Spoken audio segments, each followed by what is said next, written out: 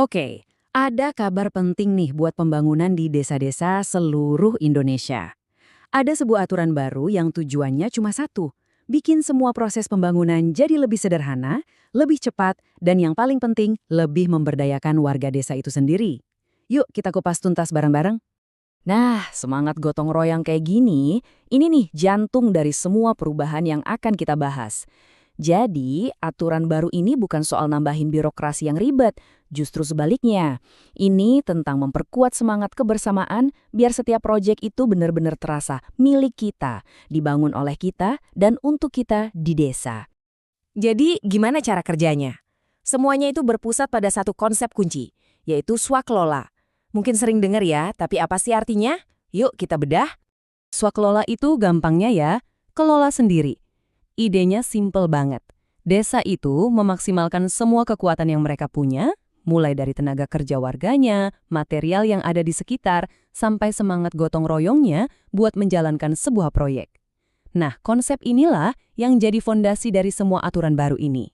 Oke, supaya kita paham kenapa perubahan ini penting banget, kita perlu sedikit flashback dulu ya. Mari kita intip sebentar gimana ribetnya aturan pengadaan barang buat proyek desa di sistem yang lama. Intinya begini, dulu itu ribet, beneran deh ribet banget. Tim pelaksana di desa itu harus ngelewatin semacam labirin aturan dan birokrasi, cuma buat beli bahan bangunan. Dulu itu, di sistem yang lama, semuanya itu tergantung pada satu pertanyaan, berapa harganya? Jadi metode pembelian yang harus dipakai itu patokannya cuma satu, yaitu nilai barang yang mau dibeli. Makin mahal harganya, makin pusing juga ngurusnya. Coba lihat deh, kalau belanja material di bawah 50 juta, oke gampang, bisa beli langsung. Tapi begitu nilainya naik, katakanlah antara 50 sampai 200 juta, wah metodenya beda lagi, harus pakai proses permintaan penawaran. Dan kalau di atas 200 juta, wajib hukumnya pakai tender atau lelang. Kebayang nggak sih repotnya ngurus 3 aturan berbeda buat satu proyek yang sama? Biar lebih kebayang lagi, kita pakai contoh nyata ya.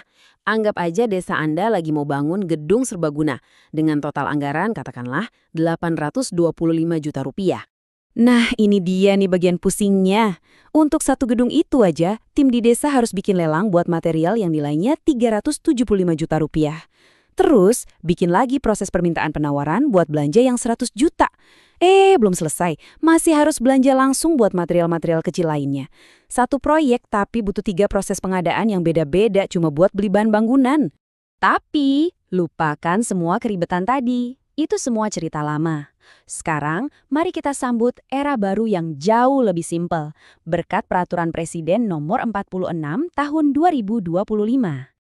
Jadi intinya apa? Kita pindah dari sistem yang super ribet dan patokannya harga ke sistem yang sederhana dan fokusnya adalah memberdayakan toko-toko lokal. Ibaratnya nih, kalau dulu kita lewat jalan kecil yang banyak tikungan, sekarang kita lewat jalan tol yang lurus dan jelas. Tujuannya itu jelas banget, biar perputaran uang tetap ada di dalam desa. Caranya? Ya dengan mengutamakan pemasok dari desa sendiri, pakai material yang ada di desa, dan yang terpenting, memperkuat kemampuan warga buat mengelola pembangunannya sendiri. Jadi ekonomi desa bisa makin hidup. Terus, apa nih alat baru yang bisa bikin semua ini jadi mungkin? Nah, kenalan yuk sama yang namanya e-purchasing desa. Biar gampang ngebayangin ya, anggap aja ini kayak marketplace atau toko online, tapi khusus dibuat untuk desa. Jadi, ini platform tempat pemerintah desa bisa dengan gampang cari-cari dan beli barang dari pemasok-pemasok lokal yang sudah terverifikasi. Dan ini yang paling penting untuk diingat, e-purchasing ini bukan lagi sekedar pilihan, tapi sudah jadi standar baru. Inilah metode utama, jalan tol, yang harus digunakan untuk semua kebutuhan proyek desa.